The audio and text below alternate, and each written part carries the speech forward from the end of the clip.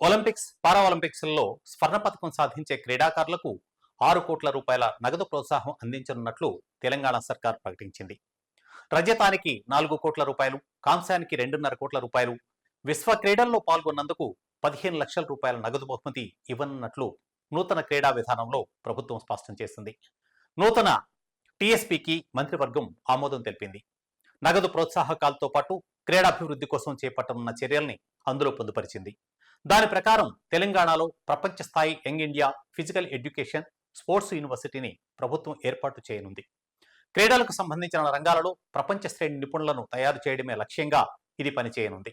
Olympics, Paralympics, youth Olympics, Commonwealth, youth Commonwealth, Asia క్రీడలు, youth Asia క్రీడలు, ప్రత్యేక Olympics, డెఫలింపిక్స్లలో విజేతలకు భారీ స్థాయిలో ప్రోత్సాహకాలను ప్రభుత్వం అందజేయనుంది.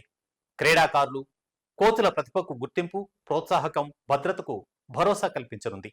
దీర్ఘకాలిక అథ్లెట్ డెవలప్మెంట్, కీలక క్రీడలకు సంబంధించి సెంటర్ ఆఫ్ ఎక్సలెన్స్ ఏర్పాటు చేయనుంది తెలంగాణ సర్కార్.